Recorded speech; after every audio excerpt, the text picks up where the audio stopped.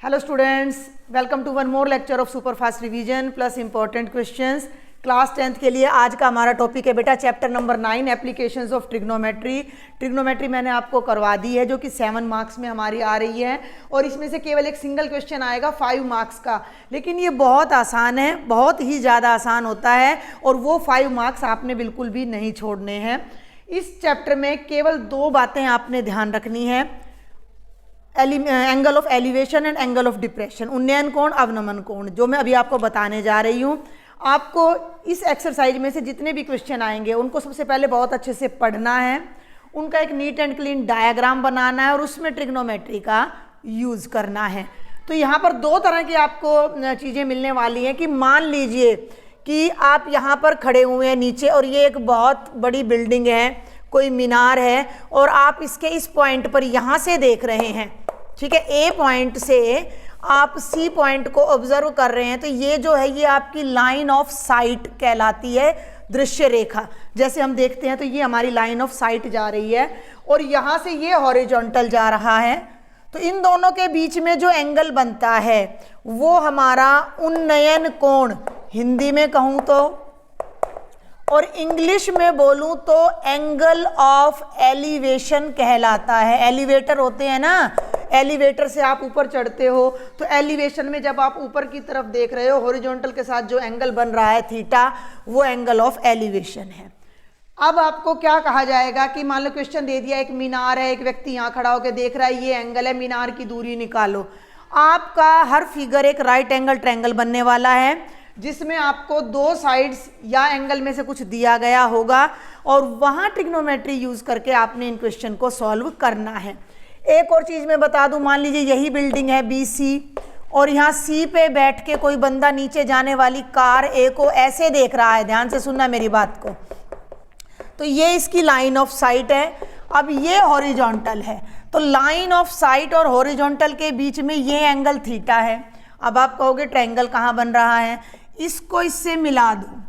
अब ये 2 लाइंस बेटा पैरेलल हैं, तो ये वाला एंगल और ये वाला एंगल क्या हो जाएगा, इक्वल। तो अगर आपको एंगल, इसको बोलते हैं अवनमन कोण। मैंने लास्ट ईयर भी इस चैप्टर का रिवीजन कराया था और बहुत अच्छे से मैंने उसमें भी आपको बताया है, और इसको बोलते हैं एंगल ऑफ डिप्रेशन। जब एंगल ऑफ डिप्रेशन या अवनमन कोण आपको दिया जाए तो उसको यहाँ बनाने की बजाय उसके अपोजिट साइड में इधर नीचे आपने बना देना है। अब मान लो आपको ये डिस्टेंस x दे रखी है और ये आपने निकालनी है, ठीक है। तो हम यहाँ पर perpendicular by base tangent theta लगा देंगे डायरेक्ट। मैं अब आपको इसका एक न्यूमेरिकल कराऊंगी जो कि आपकी एक्सरसाइज का एग्जाम्पल नंबर 1 है। 7 एग्जाम्पल हैं 9.1 में, जिनमें से 6 एग्जाम्पल्स आपके प्रीवियस ईयर बोर्ड पेपर में आए हुए हैं। तो अगर किसी बच्चे के पास टाइम कम है, समझ नहीं आ रहा है या थोड़ा करना चाह रहे हो, तो आप केवल एग्जाम्पल्स भी अगर इस एक्सरसाइज के सारे कर लेते हो तो आपको 5 मार्क्स श्योर मिल जाएंगे। अब जल्दी से प्रीवियस ईयर के कुछ क्वेश्चन सॉल्व करते हैं। तो हम शुरू करते हैं अभी क्वेश्चन नंबर 1। लेक्चर का भी क्वेश्चन नंबर 1 है, एक्सरसाइज का भी एग्जाम्पल नंबर 1 है और 2019 में आया हुआ है भाई। ये वाला एग्जाम्पल नंबर 1 आपकी NCERT आप खोल लेना, स्टेटमेंट वहीं से ले लेना, मैं राइट नहीं करूंगी। धरती पर एक मीनार ऊर्ध्वाधर खड़ी है, तो ये मीनार खड़ी है भाई, कहीं भी खड़ी कर सकते हो। धरती के एक बिंदु से जो मीनार के पाद बिंदु means the foot point, AB मीनार है, इसके फुट पॉइंट से एक बिंदु 15 मीटर दूर है। तो आपने साथ साथ लिखना है, माना AB एक मीनार है। 5 नंबर का क्वेश्चन है, थोड़ा सा आपको लिख के आना पड़ेगा। और यहाँ पर मैं ले लेती हूँ कोई पॉइंट C, बिंदु C A से कितना दूर है, 15 मीटर दूर है, तो AC कितना हो जाएगा, 15 मीटर। समझ में आ रही है बात। धरती पर एक मीनार ऊर्ध्वाधर खड़ी है और उसके पाद बिंदु से एक बिंदु 15 मीटर दूर है। मीनार के शिखर का उन्नयन कोण, इस बिंदु से मीनार के शिखर का उन्नयन कोण, यानी कि यहाँ बैठकर अगर कोई इसको देख रहा है मीनार को, तो ये जो एंगल है ये कितना है, 60 डिग्री है। तो ये बात आप यहाँ लिख देना, angle C is equal to 60 degree. मीनार की ऊंचाई ज्ञात करो। 5 नंबर के लिए बहुत छोटा सा क्वेश्चन है। तो माना मीनार की ऊंचाई AB जो है वो कितनी है, h मीटर है। इतना काम हर बच्चा कर सकता है। 5 नंबर में ये क्वेश्चन आ रहा है, आप इतना कराए तो 2 नंबर कन्फर्म है। इतना लिखा है, डायग्राम बना है। अब मेरी बात को समझे कि यहाँ ट्रिग्नोमेट्री कैसे यूज करनी है। भाई ये एक राइट एंगल्ड ट्रायंगल है और ये वाला एंगल हमें पता है, तो इसके सामने परपेंडिकुलर है, इसके साथ में बेस है। बेस पता है, परपेंडिकुलर निकालना है और एंगल पता है। तो परपेंडिकुलर और बेस से जो ट्रिग्नोमेट्रिक आइडेंटिटी बनती है वो टेंजेंट थीटा बनती है। तो आपने यहाँ इसी का यूज करना है कि समकोण त्रिभुज ABC में tangent C is equal to AB by AC। ठीक है, अब C की जगह आप रख लीजिए भाई 60 डिग्री और AB है h और AC है 15। टेंजेंट 60 की वैल्यू रख लो भाई, √3 होती है और √3 is equal to h by 15। 15 को लेफ्ट में ले आओ, 15 √3 इज इक्वल टू h और ये हमारी मीनार की हाइट आ जाएगी। बहुत ही आसान सा क्वेश्चन है।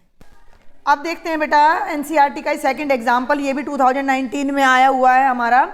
एक बिजली मिस्त्री को 5 मीटर ऊंचे खंबे पर आ गई खराबी की मरम्मत करनी है। ये खंबा है बिजली का जिसकी हाइट 5 मीटर है और बिजली मिस्त्री को इस खंबे की मरम्मत करनी है। अब मैं डिटेल नहीं लिखूंगी, आपको मैंने बता दिया है कि जब भी आपने इन क्वेश्चन को करना है तो आपने पूरी डिटेल लिखनी है। तो आप कैसे लिखोगे, माना AX बराबर है क्या है, बिजली का खंबा। थोड़ा ना 5 नंबर में पूरे मार्क्स लेने के लिए थोड़ा डिटेल भी लिखनी है। मरम्मत का काम करने के लिए उसे खंबे के शिखर से 1.3 मीटर नीचे एक बिंदु तक पहुंचना है या वो पहुंचना चाहती है। ये शिखर है और यहाँ से B बिंदु है जो कि यहाँ से कितना नीचे है, 1.3 मीटर। वो यहाँ खड़ी होएगी मिस्त्री, तब यहाँ मरम्मत को ठीक कर पाएगी, यानी उसे B तक पहुँचना है। ठीक है, यहाँ पहुँचने के लिए सीढ़ी की कितनी लंबाई हो, सीढ़ी की कि क्षैतिज से 60 डिग्री के कोण से झुकाने पर वह अपेक्षित स्थिति पर पहुँच सके। कहानी समझना है, ज़्यादा मुश्किल लगे कुछ नहीं है। यहाँ से एक सीढ़ी लगाएगी वो, उस सीढ़ी का इसके साथ जो एंगल है वो 60 डिग्री होना चाहिए। सीढ़ी की लंबाई कितनी होनी चाहिए, मान लिया x है, ये पूरी दूरी 5 है, ये 1.3 है, तो ये कितनी बच जाएगी, 5 - 1.3 यानी कि 3.7 मीटर ये हमारी हाइट बच जाएगी। अब कुछ भी नहीं है आपके पास, ये राइट एंगल्ड ट्रायंगल है ABC, C कोण 60 डिग्री है। अब मेरी बात सुन लेना ध्यान से, ये जो परपेंडिकुलर है ये 3.7 है और हाइपोटेन्यूज आपने निकालना है। तो परपेंडिकुलर और हाइपोटेन्यूज से जो रिलेशन बनता है वो साइन थीटा बनता है। ठीक है, तो sine C is equal to perpendicular by hypotenuse. Perpendicular का नाम है AB, हाइपोटेन्यूज का नाम है BC। C की वैल्यू कितनी है, 60 डिग्री, AB कितना है 3.7 बाय x।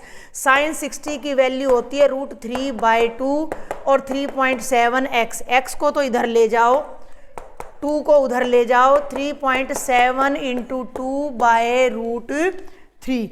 ठीक है भाई, तो इसको सॉल्व कर लेना। अब आप, ये आ गया 6.4 और √3 की वैल्यू दे रखी है बुक वाले ने कह रखा है √3 को 1.73 आपने लेना है।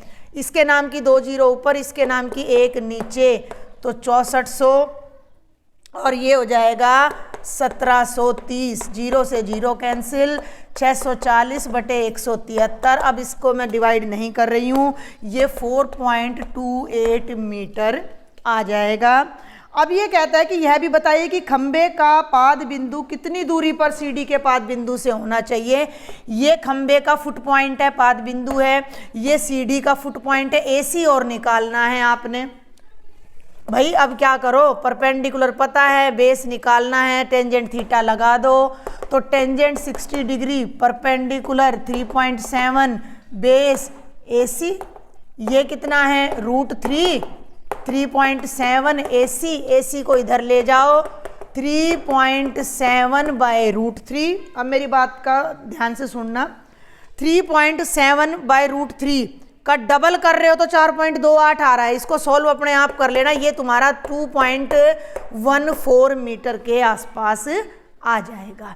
आपका मेन काम है लॉजिक समझना, स्टेटमेंट समझ आ गई, जो कुछ उसमें गिवन है उसको नोट कर लिया, जो कुछ गिवन नहीं है उसको फाइंड करना है, उसको सपोज कर लिया। अब ये देखना है परपेंडिकुलर बेस का रेशो है, परपेंडिकुलर हाइपोटेन्यूज है या हाइपोटेन्यूज बेस है, वही ट्रिग्नोमेट्रिक आइडेंटिटी लगाएं, जो नोन है उसको पुट कर दो, अननोन अपने आप आ जाएगा। अब हम करेंगे बेटा नेक्स्ट क्वेश्चन, जो कि है एग्जाम्पल नंबर 3, और वो एग्जाम्पल नंबर 3 आपका 2018 में और 2020 के फाइनल क्वेश्चन पेपर में पूछा गया था। 1.5 मीटर लंबा एक प्रेक्षक मीन्स एक ऑब्जर्वर है जिसकी हाइट है 1.5 मीटर, और वो एक चिमनी से 28.5 मीटर की दूरी पर है। तो ये चिमनी हो गई, मान लो चिमनी की लंबाई हो गई AB, और प्रेक्षक का नाम हो गया PQ, और इन दोनों के बीच की जो डिस्टेंस है वो 28.5 मीटर है। उसकी आँखों से चिमनी के शिखर का उन्नयन कोण 45 डिग्री है। यहाँ प्रेक्षक है तो यहाँ उसकी आँख से, आँख को हम यहीं पर हाईएस्ट पॉइंट पर लेके चलेंगे, और जब वो इसको देख रहा है तो यहाँ से जो हॉरिजॉन्टल रेखा बनती है तो ये वाला एंगल 45 डिग्री है। चिमनी की ऊंचाई बताओ। अब सभी क्वेश्चंस के मैं आपको फटाफट हिंट्स देती जाऊंगी, डिटेल आपको समझ आ गई होगी। क्या है, मान लो इस पॉइंट का नाम C है, और इस दूरी को अगर मैं H मान लूँ या X मान लूँ, X मान लेती हूँ, तो ये 1.5 मीटर है, तो ये सामने BC भी कितना हो जाएगा 1.5 मीटर, और ये हमारी पूरी चिमनी की ऊंचाई हो जाएगी। चिमनी की ऊंचाई है AB, जो कि बनेगी AC जमा CB, AC जमा CB, AC हो गया X, CB हो गया 1.5। अगर मैं X में 1.5 ऐड कर दूंगी तो पूरी चिमनी की हाइट आ जाएगी। अब X निकालना है तो केवल इस ऊपर वाले ट्रायंगल पे आपने फोकस करना है। ये 28.5 है तो ये डिस्टेंस भी 28.5 मीटर होगी।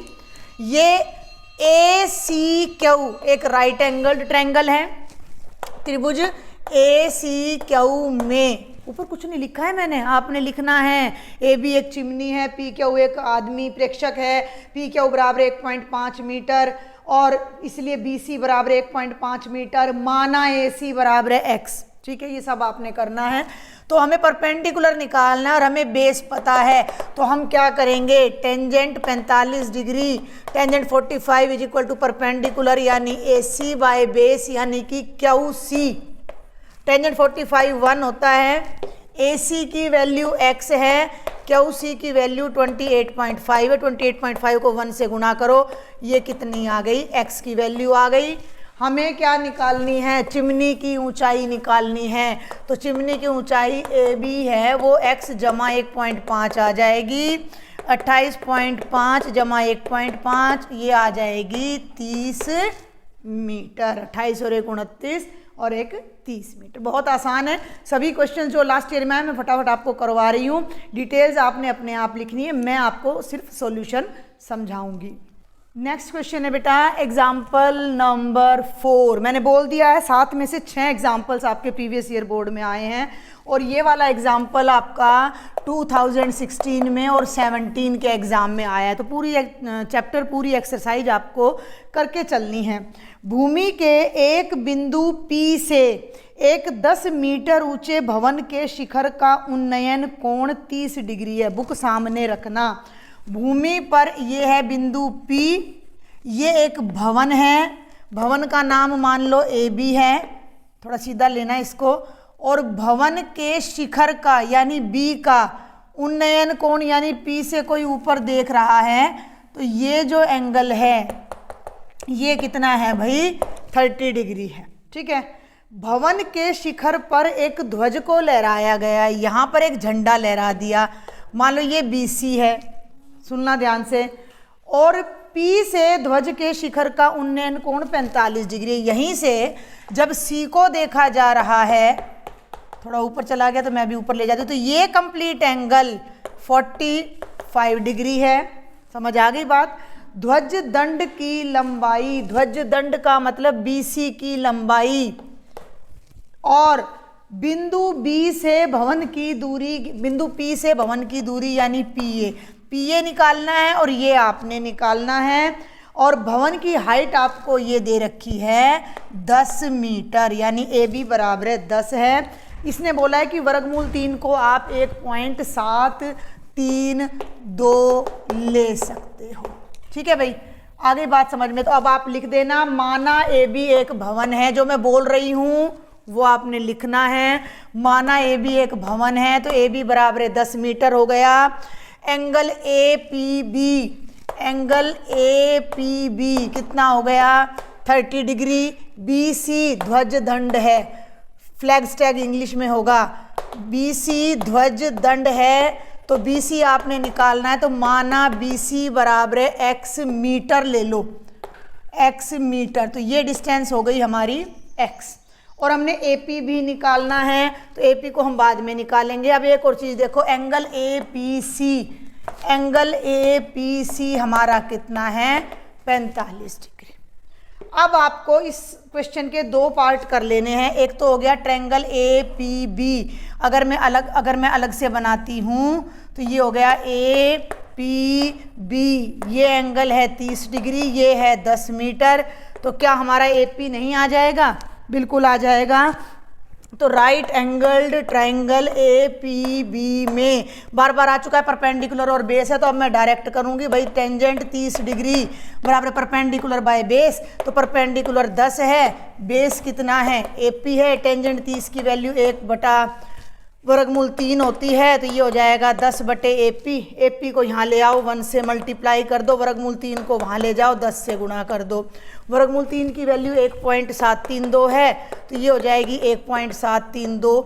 10 से जब भी किसी डेसिमल नंबर को मल्टीप्लाई करते हैं तो डेसिमल एक प्लेस आगे चला जाता है, तो यहाँ से डेसिमल यहाँ चला जाएगा।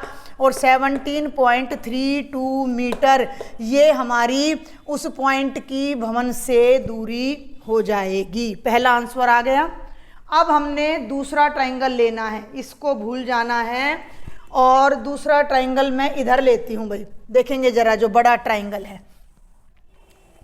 ये हमारा पॉइंट है C, ये A, ये P, ये एंगल 45 डिग्री, और जो AC है ना, AC 10 जमा x है, AB प्लस BC, तो ये पूरी डिस्टेंस 10 जमा x है। ये AP आपका आ चुका है 17.32। x निकालना है, इस ट्रायंगल को ले लो। इस ट्रायंगल में टेंजेंट 45 डिग्री, फिर वही दो ही देखो, 99% क्वेश्चन में टेंजेंट आएगा, एक आध में साइन या कोस आ सकता है, एक आध क्वेश्चन में, मतलब 1% कहूँगी मैं। तो टेंजेंट कितना हो गया 10 + x बाय 17.32। टेंजेंट 45 की वैल्यू कितनी होती है 1, मैं यहीं रख रही हूँ, इसको इधर ले आओ। 17.32 इज इक्वल टू 10 + x, 10 को इधर ले आओ, x की वैल्यू आ जाएगी 17.32 माइनस 10, यानी कि 7.32 मीटर। तो ध्वज दंड की लंबाई 7.32 मीटर और ये डिस्टेंस 17.32 मीटर।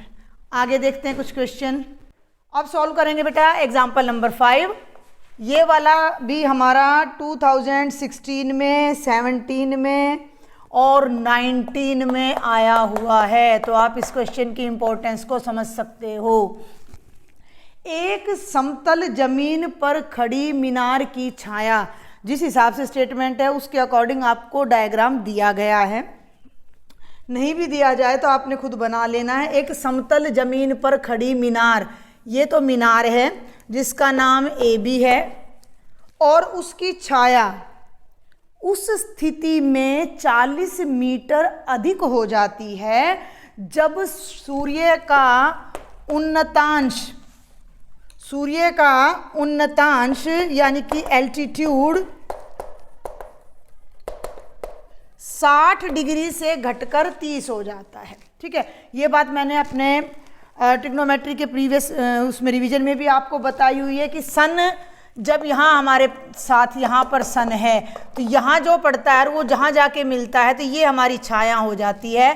तो देखो ये सूरज यहाँ पड़ रहा है तो ये वाला एंगल और ये चीज़ यहाँ आएगी तो बेटा ये वाला, ये दोनों एंगल्स हमारे क्या होंगे, बराबर होंगे। समझ में आ रही है बात? तो जितना ज़्यादा ये एंगल होगा छाया उतनी ही आपकी कम होगी। तो पहले ये एंगल यहाँ था 60 डिग्री पे, तो ये छाया है BC जब ये एंगल 60 डिग्री है, और ये एंगल कम होकर सूरज यहाँ है ऐसे है, ठीक है, और ये एंगल ऐसे हो गया, कम हो गया ना भाई। अब आप ये समझो कि ये हॉरिजॉन्टल है तो ये सूरज जा रहा है 60 डिग्री पर, अब ये एंगल कम होके 60 का आधा हो गया तो ये जो ये यहाँ आके मिलेगा ना। ठीक है, एंगल पहले ये था 60 था तो छाया यहाँ पड़ रही थी, एंगल कम होके 30 हो गया तो ये यहाँ आकर यहाँ मिलेगी छाया D पर। तो ये जो छाया है अब वो 40 मीटर और बढ़ गई है, यानी कि ये 40 है, ये पता नहीं कितनी है, तो इसको हमने x मीटर ले लेना है।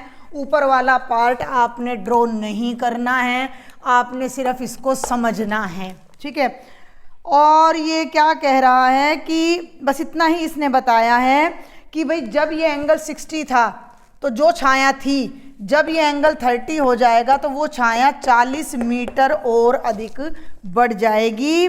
DB छाया की लंबाई है, ये इसने बोला DB पूरी छाया हो जाएगी 40 + x। मीनार की ऊंचाई ज्ञात करो। बिल्कुल सिंपल सा क्वेश्चन है। अब बिल्कुल सिंपल सा क्वेश्चन है भाई, मीनार की ऊंचाई निकालनी है। मीनार की ऊंचाई को h मीटर मान लो, दो ट्रायंगल हैं, इसको भूल जाओ। ये x है, ठीक है, ये x है हमारा, तो वैसे तो हमारा ये आ गया, समझ नहीं आया, नहीं है, नहीं आया।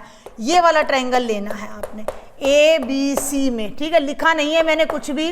ट्रायंगल ABC में एंगल 60 डिग्री है तो टेंजेंट 60 क्या होता है, perpendicular by base √3 h/x, x को उधर ले जाओ, √3x = h। ये वैल्यू आ गई, इसको नोट कर लो। अब इस बीच वाली लाइन को भूल जाओ तो ये दूसरा ट्रायंगल ये बनने वाला है, ध्यान देना, ये h है, ये पूरा जो BD है ये 40 + x है, और ये वाला जो एंगल है ये 30 डिग्री है। तो एंगल ABD, ट्रायंगल ABD अब मैं लेने जा रही हूँ। तो टेंजेंट 30 डिग्री मेरा हो जाएगा h/40 + x। अब आप ये देख लो, आपने निकालना क्या है, आपको मीनार की ऊंचाई यानी h की वैल्यू निकालनी है। तो यहाँ से x को हटा दो, ठीक है, पहले तो इसको निकाल लो, मेरी बात सुनो। ये है 1/√3 = h/40 + x। इसको तो इधर ले जाओ, 40 + x = √3h। बेहतर ये रहेगा कि h की वैल्यू को यहाँ से रख दो, √3x यहाँ पर, h की वैल्यू को यहाँ रख दो, तो एक √3 पहले से मौजूद है और एक √3 और आ जाएगा। तो ये बन गया 40 + x, √3 कितना हो गया, 3x। x को राइट साइड में ले जाओ, इधर सॉल्व करवा रही हूँ मैं, स्पेस पर देखेंगे तो ये बन गया बेटा 3x - x। देख लो ये x इधर आ जाएगा, 3x - x = 40, 2x = 40, x की वैल्यू 20 आ गई। हमें x की वैल्यू नहीं निकालनी, हमें तो h की वैल्यू निकालनी, और h की वैल्यू ये है। इस डायग्राम को अब मैं यहाँ से रब कर देती हूँ। तो h की वैल्यू कितनी है, √3x, x की वैल्यू कितनी है 20, तो h की वैल्यू आ जाएगी 20√3 मीटर। आप यहाँ पे इसको छोड़ सकते हो। इसने √3 की वैल्यू मेंशन नहीं की है तो पुट करने की कोई ज़्यादा ज़रूरत बिल्कुल भी इसकी नहीं है। तो ये 5 एग्जाम्पल हो गए हैं, 2-4 क्वेश्चन और देखेंगे अभी हम।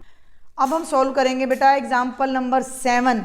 6 छोड़ दिया है मैंने क्योंकि वो किसी क्लास पेपर में आपका आया नहीं है, बट मुश्किल वो भी नहीं, आप देखना चाहो तो देख लेना, अदरवाइज़ यही क्वेश्चन आप करोगे तो आप आसानी से बढ़िया मार्क्स ले सकते हो। ये 2018 और 20 में आया, ये मैंने प्रीवियस ईयर के रिवीजन में भी समझाया था सेम क्वेश्चन। एक नदी के पुल के एक बिंदु से नदी के सम्मुख किनारों के अवनमन कोण क्रमशः 30 डिग्री और 45 डिग्री है। भाई ये एक नदी बह रही है, ये इस नदी के ऊपर से एक पुल जा रहा है, ध्यान से सुन लो मेरी बात, और यहाँ पे कोई बंदा खड़ा है, वो एक किनारा नदी का ये है और एक ये है। एक किनारे से अवनमन, अवनमन का मतलब यहाँ खड़ा होकर कोई देख रहा है, तो ये वाला एंगल अगर 30 डिग्री है तो यहाँ से दूसरे किनारे को जब वो देखता है तो ये वाला एंगल 45 डिग्री है। बात समझ में आ गई। नदी के ऊपर बने पुल के एक बिंदु का नाम मान लो सी है, से एक किनारे का अवनमन कोण 30 डिग्री है, अवनमन दूसरे का 45 डिग्री है। यदि पुल किनारों से 3 मीटर की ऊंचाई पर हो, इस किनारे से पुल की जो ऊंचाई है वो 3 मीटर है और इस किनारे से भी पुल की ऊंचाई 3 मीटर है, तो भाई ये डिस्टेंस भी तो 3 है। किनारे को ऐसे मिला दो दोनों को और बीच में नदी के पानी को सीधा कर दो थोड़ी देर के लिए, तो ये हमारा एक राइट एंगल ट्रायंगल बन गया, जिसमें ये वाली हाइट कितनी है, 3 मीटर है। भाई ये हाइट 3 है तो ये भी 3 है। पुल ऐसे तो होगा नहीं कि पुल ऐसे झुकता हुआ चलेगा, पुल तो बिल्कुल स्ट्रेट होता है, पुल तो बिल्कुल स्ट्रेट होता है। यहाँ से 3 हाइट है तो यहाँ से भी 3 पाएगी और यहाँ से भी 3 पाएगी। अब लेक्चर के स्टार्टिंग में मैंने बता दिया था ये 2 लाइंस पैरेलल और ये ट्रांसवर्सल, तो ये एंगल 30 है तो ये एंगल भी 30 आएगा, ये एंगल 45 है तो ये एंगल भी 45 डिग्री ही आएगा। ठीक है, आगे चलें। अब ये क्या कहता है, आगे कहाँ चले, मैंने पढ़ाई नहीं पूरा। हाँ, नदी की चौड़ाई ज्ञात करो। नदी की चौड़ाई का मतलब ए बी निकालना है। 2 ट्रायंगल हैं आपके पास, एक राइट वाला उससे डी बी निकालो, एक लेफ्ट वाला उससे ए डी निकालो, दोनों को जोड़ दो, इसकी नदी की चौड़ाई आ जाएगी। तो पहले मैं ले रही हूँ लेफ्ट वाला ट्रायंगल ए डी सी। देखेंगे भाई ट्रायंगल ए डी सी में, इसको भूल जाओ, ये परपेंडिकुलर 3 है, ए डी निकालना है, एंगल 30 है, परपेंडिकुलर बाय बेस, तो ये कितना हो जाएगा 3/AD 1/√3 बराबर है 3/AD। AD को उधर ले जाओ, √3 को उधर ले जाओ, AD की वैल्यू आ गई 3√3 मीटर। ठीक है भाई, दूसरे ट्रायंगल पे आ जाओ, राइट वाले पे, BDC में, ट्रायंगल BDC में टेंजेंट 45 कितना है 3/BD, ये 1 है तो 3/BD, BD उधर चला गया तो BD की वैल्यू 3 आ गई, दोनों को जोड़ दो। नदी के किनारों, नदी की चौड़ाई AB बराबर है AD जमा DB, 3√3 जमा 3, दोनों में से 3 कॉमन ले दो, √3 जमा 1 मीटर, ये नदी की चौड़ाई आ जाएगी। अब कुछ क्वेश्चन एक्सरसाइज में हैं जो प्रीवियस ईयर बोर्ड में आपसे पूछे गए हैं। नेक्स्ट क्वेश्चन जो आपसे बार बार एग्जाम में पूछा गया है वो आपकी एक्सरसाइज 9.1 का सेकंड क्वेश्चन है। आंधी आने से पेड़ टूट जाता है, और ये 2018 में, 19 में और 20 में पूछा गया है। आंधी आने से एक पेड़ टूट जाता है, टूटा हुआ भाग इस तरह मुड़ जाता है कि पेड़ का शिखर जमीन को छूने लगता है। भाई ये पूरा पेड़ है मान लो आपका, और ये यहाँ से टूटा और टूटकर ऐसे पड़ा कि ये जो हिस्सा ऊपर वाला ना ये जमीन पे ऐसे गिर गया, ऊपर से टूटकर ऐसे गिर गया। ठीक है, पेड़ का शिखर जमीन को छूने लगा और इसके साथ, जमीन के साथ ये जो एंगल बना रहा है ये 30 डिग्री है। ठीक है, और ये कहता है कि पेड़ के पाद बिंदु की दूरी जहां पेड़ का शिखर जमीन को छूता है 8 मीटर है। देखो ये AD मान लो पेड़ था, C पॉइंट से टूटा तो यहाँ आकर ये गिरा B, तो ये जो डिस्टेंस है पेड़ के पाद बिंदु यानी फुट पॉइंट की और इसके शिखर की, ये 8 मीटर है। पेड़ की ऊंचाई ज्ञात कीजिए। अब मेरी बात ध्यान से सुने, पेड़ की ऊंचाई AC जमा CD है। CD नहीं लोगे तो ये जो है ये पेड़ का टूटा हुआ भाग है, तो आपको AC भी निकालना है, CB भी निकालना है, और दोनों को जब आप जोड़ोगे तो आपके पेड़ की कंप्लीट हाइट आ जाएगी। तो इसको x मान लो, इसको y मान लो, तो पहले तो इन दोनों को ले लो। पूरे ट्रायंगल ABC में ध्यान देना है भाई, ट्रायंगल ABC में टेंजेंट 30 डिग्री हो गया x/8, ये हो गया 1/√3 बराबर x/8, 8 को उधर ले जाओ तो x की वैल्यू 8/√3 आ गई। अब इसको भूल जाओ, ये बेस है और ये हाइपोटेन्यूज है, वाई भी तो निकालना है, तो बेस और हाइपोटेन्यूज से आपका बनता है कॉस, याद कर लो, पर बेस बाय हाइपोटेन्यूज, तो बेस हो गया 8, हाइपोटेन्यूज हो गया वाई। कॉस 30 की वैल्यू होती है √3/2, वाई को इधर ले जाओ √3y, 2 को उधर ले जाओ 16, वाई की √3 को नीचे ले आओ, वाई की वैल्यू आ गई 16/√3। हमें पेड़ की ऊंचाई निकालनी है, हमें पेड़ की ऊंचाई निकालनी है, जो कि बनेगी AC जमा CB, यानी कि x जमा y। अभी मैंने कुछ नहीं किया ना, मैंने इसका परिमेयीकरण करा, मैंने ऐसे का ऐसा रखा है, 8/√3, 16/√3, दोनों का डिनोमिनेटर सेम है, लघुत्तम सेम है, तो ये 24/√3 आ जाएगा। अब तुम इसका कर दो भाई परिमेयीकरण, 24/√3 इंटू √3/√3, इसको इससे मल्टीप्लाई करो तो 24√3 और ये हो जाएगा 3, 3 8 जा, और 8√3 मीटर आपके इस पेड़ की कंप्लीट हाइट आ जाएगी। अब हम करेंगे एक्सरसाइज का क्वेश्चन नंबर 9। ये वाला क्वेश्चन हमारा, ध्यान देंगे भाई, 2013, 14, 16 और 17 में 4 बार अभी तक पूछा जा चुका है। एक मीनार के पाद बिंदु से भवन के शिखर का उन्नयन कोण 30 डिग्री है। ये शायद प्री बोर्ड या सैंपल पेपर में भी आया है। एक मीनार है और एक भवन है, ठीक है भाई। माना ए भी एक मीनार है, सी डी एक भवन है। सुन ले ध्यान से, मीनार के पाद बिंदु से भवन के शिखर का उन्नयन कोण, यानी कि यहाँ पर बैठकर, ये मीनार है भाई, ध्यान रखना, ए बी मीनार है, भवन का शिखर वो है डी। यहाँ से कोई अगर डी को देख रहा है तो जो एंगल यहाँ पर कंस्ट्रक्ट हो रहा है वो 30 डिग्री है। और भवन के किधर गया, ये रहा, भवन के पाद बिंदु से मीनार के शिखर का उन्नयन कोण 60 डिग्री। अब हमें ये नहीं पता कि ऊंचा कौन सा है, ठीक है, ये 60 डिग्री है। मीनार यदि 50 मीटर ऊंची है तो भवन की ऊंचाई ज्ञात करो, ठीक है। माना ए बी मीनार है, माना सी डी एक भवन है, ठीक है। मीनार है हमारी ए बी जो कि 50 मीटर है, सी डी हमारा एक भवन है। एंगल सी ए डी हमारा कितना है, 30 डिग्री है। Angle C A D 30 degree है। Angle A C B 60 degree है। Angle A C B 60 degree है। अब दो ट्राइंगल यहाँ बन रहे हैं, एक लेफ्ट वाला, ये वाला। मैं अलग से दोनों बनाऊंगी, आई प्रेफर कि मैं दोनों अलग अलग बनाऊं ताकि भाई आपको समझ आ जाए हैं।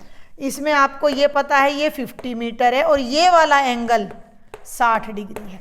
तो जब मैं इस ट्रायंगल को लूँगी तो मुझे AC पता लग जाएगा। ध्यान दो, ट्रायंगल ABC में टेंजेंट 60 डिग्री हो गया 50/AC, और टेंजेंट 60 का मान वर्गमूल 3 होता है 50/AC। AC को इधर ले आओ, वर्गमूल 3 को नीचे ले आओ। AC की वैल्यू 50/√3 हो गई। मैं भी यहीं रखूँगी, अभी मैं कुछ भी सॉल्व नहीं करूँगी। अब ले आओ राइट वाला ट्रायंगल, ये है CDA, ACD, ये H है, ये वाला एंगल 30 डिग्री और AC हमें पता लग गया। अब ले लो ट्रायंगल ACD भाई। ट्रायंगल ACD में एंगल कितना है बेटा, 30 डिग्री। टेंजेंट 30 बराबर है H/AC। टेंजेंट 30 का मान 1/√3। AC को भी इधर ले आओ, बराबर है H, ठीक है। AC की वैल्यू भी यहाँ से उठा के रख दो 50/√3। अब देखो √3 से √3 कैंसिल होकर 3 आ जाएगा, इसलिए मैंने यहाँ पर सॉल्व नहीं करा। तो H की वैल्यू आ जाएगी 50/3 मीटर, यानी भवन मीनार से नीचा है, हमने ऊंचा बना दिया इस तरह से, मतलब थोड़ा भवन यहाँ तक है। क्लियर है? तो हमारे जो भवन की ऊंचाई है वो 50/3 मीटर आ जाएगी। अब हम करते हैं नेक्स्ट क्वेश्चन बेटा। ये है क्वेश्चन नंबर 12। ये आया तो केवल 2017 में है, बट हम इसको भी सॉल्व करते हैं। 7 मीटर ऊंचे भवन के शिखर से एक केबल टावर के शिखर का उन्नयन कोण 60 डिग्री है, यानी भवन नीचा है। ये है AB भवन है जिसकी ऊंचाई 7 मीटर है, और ये एक केबल टावर है, सीधा बना लेना, स्केल यूज कर लेना चाहे CD। और भवन के शिखर से केबल टावर के शिखर का, यानी इसके ऊपर बैठ के इसको देखा जा सकता है। तो ये जो एंगल है, एंगल के लिए यहाँ एक हॉरिजॉन्टल लाइन खींच लेना आप अपनी। ये एंगल 60 डिग्री है। इसके पाद का अवनमन कोण, यहाँ बैठकर जब इसको देखा जा रहा है तो ये जो अवनमन कोण है, यानी कि ये वाला एंगल 45 डिग्री है। टावर की ऊंचाई यानी DC आपने ज्ञात करना है। मान लो इस बिंदु का नाम E है, ठीक है, लिख देना। AB एक भवन है जिसकी ऊंचाई 7 मीटर है, CD एक टावर है। अब हमें AC नहीं पता। दूसरी बात, पहले तो ये देखो, ये और ये रेखा समानांतर है और ये तिर्यक रेखा है, तो ये 45 डिग्री का है, तो ये भी अल्टरनेट इंटीरियर एंगल है, 45 डिग्री का आ जाएगा। अब हम पहले इस ट्रायंगल को ले रहे हैं, सुनना मेरी बात ध्यान से। जब मैं इस ट्रायंगल को लूँगी ABC को, मैं यहीं बता रही हूँ, ट्रायंगल ABC में तो जो टेंजेंट 45 डिग्री है परपेंडिकुलर बाय बेस, यानी AB by AC, AB by AC, AB 7 है, AC पता नहीं, टेंजेंट 45 1 होता है, क्रॉस मल्टीप्लाई करोगे तो AC की वैल्यू 7 ही आ जाएगी। हो गया। जब ये वैल्यू 7 आ गई, ठीक है, तो ये वाली वैल्यू भी कितनी आएगी, 7, और ये 7 है तो इसके सामने CE भी कितना हो जाएगा, 7। अगर हम केवल इस DE को निकाल दें और उसमें 7 ऐड कर दें, टावर की हाइट आ जाएगी। DE निकालने के लिए ये ऊपर वाला ट्रायंगल BED या BDE आपने लेना है।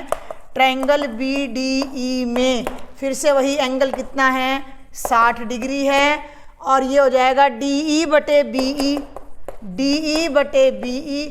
DE हमने निकालना है, BE हमारा कितना है, 7 मीटर है, ये इसकी वैल्यू कितनी है, √3 है, तो ये हो गया DE बाय 7। 7 को इधर ले आओ, DE की वैल्यू आ जाएगी 7√3, और ये हमारे टावर की हाइट आ जाएगी। तो बहुत आसान क्वेश्चन था।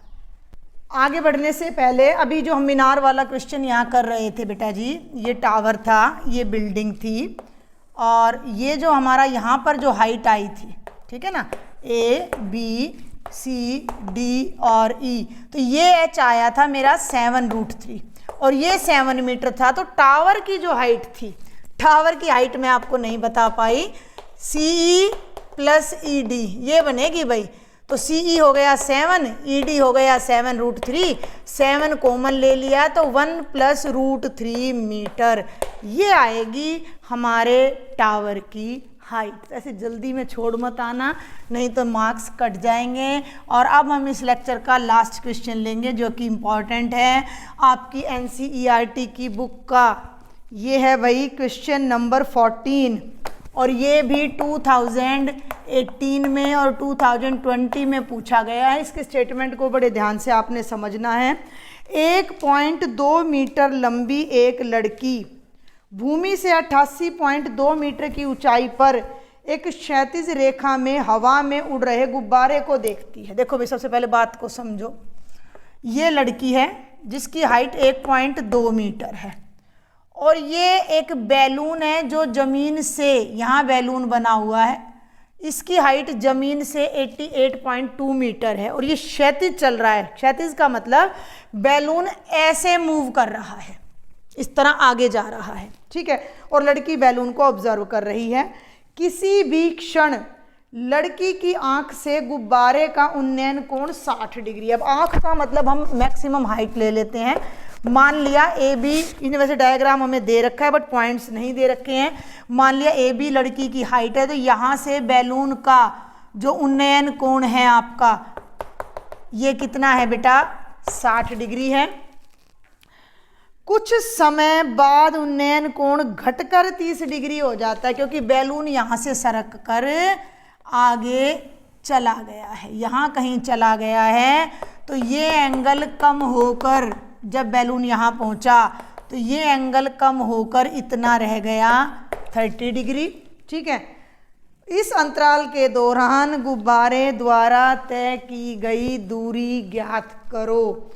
देखो भाई, ए बी लड़की थी, गुब्बारा, अब मेरी बात को सुन लो पहले। तो ये जो हाइट है बैलून की यहाँ तक, ये 88.2 है। मान लो ये है सी डी, तो इसमें से जब यहाँ से एंगल लेना तो 1.2 को माइनस कर देंगे, ये ई पॉइंट आ जाएगा। तो इसमें से 88.2 में से ध्यान देना भाई, सी डी 88.2 है, बैलून की जमीन से हाइट है। सी ई लड़की की हाइट के बराबर है 1.2। तो मैं बात कर रही हूँ डी ई की, तो डी ई क्या हो जाएगा, सी डी माइनस सी ई, यानी 88.2 माइनस 1.2 यानी 87 मीटर। तो ये जो हाइट है ये केवल 87 मीटर हमारी रह जाएगी।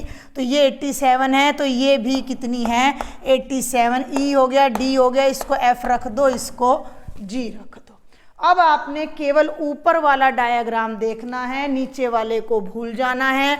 अब ये कह रहा है कि जब लड़की का एंगल 60 से बदल के 30 हुआ तो बैलून कितनी दूर चला, तो ई एफ आपने निकालना है। ये आपका क्वेश्चन है। इसका कहो तो मैं एक बार डायग्राम फिर बना देती हूँ। ये और ये है बी ई डी, ध्यान देना भाई, बी ई डी, और ये वाला एंगल है आपका 60 डिग्री, ये हाइट है 87। आफ्टर सम टाइम यही चीज़ आपकी ये हो जाती है बी एफ जी, ये फिर से 87 है, लेकिन ये एंगल हो जाता है 30। तो दो त्रिभुज आपके बनेंगे। पहले मैं ये वाला त्रिभुज यहाँ ले रही हूँ जिससे मुझे बी ई मिलेगा, फिर मैं ये वाला ट्राइंगल लूँगी जिससे मुझे बी एफ मिलेगा। बी एफ में से जब मैं बी ई माइनस करूँगी तो ई एफ डिस्टेंस हमारी आ जाएगी। तो ले लो भाई, पहले ट्राइंगल बी डी ई में, बी डी ई ये है, तो ये पूरा एंगल है 60 डिग्री का, तो ये हो गया tangent 60 degree is equal to perpendicular 87 by B E. ठीक है, टेंजेंट 60 की वैल्यू √3, बी ई भी इधर आ जाएगा, इज इक्वल टू 87। बी √3 को उधर ले जाओ, ये हो जाएगा 87 बाय √3। ठीक है। अब आपने दूसरा ट्रायंगल ले लेना है, इसको भूल जाना है, इसको आपने भूल जाना है। अब आपके पास केवल एक ही ट्रायंगल है, अब आपके पास केवल एक ही ट्रायंगल है, ट्रायंगल बी एफ जी। ठीक है भाई, ट्रायंगल बी एफ जी में फिर से एंगल 30 है, तो टेंजेंट 30। एक क्वेश्चन ऐसा आया जिसमें साइन का यूज हुआ है 10 में से, एक क्वेश्चन ऐसा आया जिसमें कोस का, बाकी सब में टेंजेंट यूज हो रहा है। 87 by B F, 87 by B F, ये हो गया 1 by √3 is equal to 87 by B F. B F को इधर ले आओ, √3 को उधर ले जाओ, तो ये बी एफ की वैल्यू आ गई। अब हम तो बैलून द्वारा कवर की गई डिस्टेंस निकालनी है, तो बी एफ में से बी ई माइनस कर दो, तो जो बैलून ने डिस्टेंस कवर की ई एफ वो आ जाएगी B F minus B E. ध्यान देना भाई, बी एफ है 87 √3 और ये है 87 बाय √3। √3 को मैंने एलसीएम लिया तो √3 से √3 मिलकर √9 यानी 3 बन जाएगा, और 3 को इससे करोगे 3 7 21, 3 8 24, 25 26, और इससे ये कट के आ जाएगा 87। अब मैं यहाँ थोड़ा सा साफ करूँगी ताकि हमें दिख सके, हम यहाँ लिख सकें। 11 में से 7 गए 4, 15 में से 8 गए 7 बटे 1 √3। और इस तरह के क्वेश्चन का आपने कर देना है परिमेयीकरण, 174 बटे √3 गुणा √3, और ये आएगा बेटा 174 √3 बाय 3। 7 और 4 11 और 1 12, 3 से भाग हो रहा है, 3 5 15, 3 8 24, 58 √3 मीटर की डिस्टेंस बैलून ने इस दौरान कंप्लीट कर ली। तो ये था बेटा complete revision chapter number 9 applications of trigonometry का। 10 क्वेश्चन बहुत होते हैं, अगर इन 10 क्वेश्चन को आप अच्छे से कर लेते हो तो बाय चांस कोई क्वेश्चन इनसे बाहर भी आएगा तो आप अच्छे से डायग्राम बनाकर टेंजेंट कॉस वगैरह का प्रयोग करके उसको आसानी से सॉल्व कर सकते हो। फिर भी कोई डाउट हो, कुछ आप मुझसे पूछना चाहो तो आप मुझे टेलीग्राम पर या व्हाट्सएप पर लिख सकते हो, कमेंट बॉक्स में भी लिख सकते हो। और अगर लेक्चर आपको बेनिफिशियल लगे तो ज़्यादा से ज़्यादा स्टूडेंट्स को शेयर ज़रूर करें। सब्सक्राइब नहीं किया है तो जल्दी से कर लें। Thank you.